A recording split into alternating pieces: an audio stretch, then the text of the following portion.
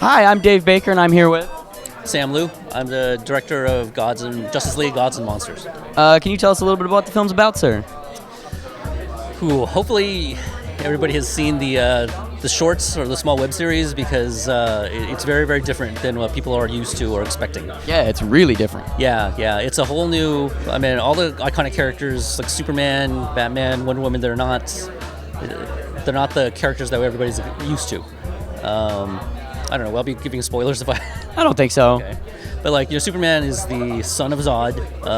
Wonder Woman is from New Genesis. She is not Diana Prince, and Batman is not Bruce Wayne.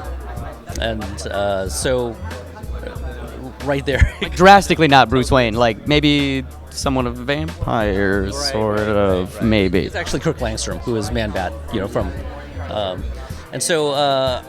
I think once people can get beyond that, I think it's a lot of fun because there are some characters that you're kind of like, oh, that's somebody, or that's that was I don't want to give it too much away, but okay, that's that character and stuff like that. But this is them in this new universe. I mean, I'd much rather see stuff like this than readapting comics that are already good comics. Like this is cool because it's a brave new world, new direction, new things. Can you talk about some of the ideas that you guys talked about that maybe didn't make it in? By the time that I was asked on it, I think a lot of that had been hammered out. I mean, this is a Bruce Timm project. I mean, he did the designs for it. He came up with the idea and the stories. And so by the time that I came on to it, I think him and Alan had already done a lot of hammering out. I mean, if you ask, I'm sure they would give you a more thorough story about, but the Wonder Woman character in particular was somebody that they weren't sure how they're gonna, what type of origin they were gonna fit in until almost like late into the game. Oh, that's interesting. What visual stylistic devices did you try to bring to this to kind of separate it, or maybe include it into the previous DC animated stuff?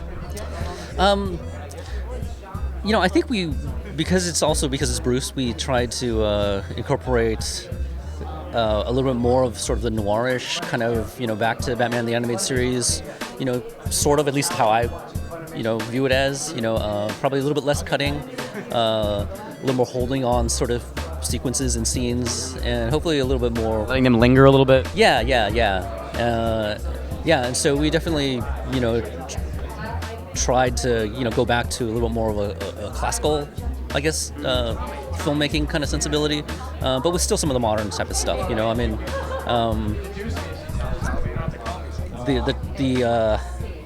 a lot of the newer direct-to-video animation stuff has been, pretty violent, and so that was one of the things that Bruce wanted to make sure of as well. Is you want it to be violent but not gratuitous.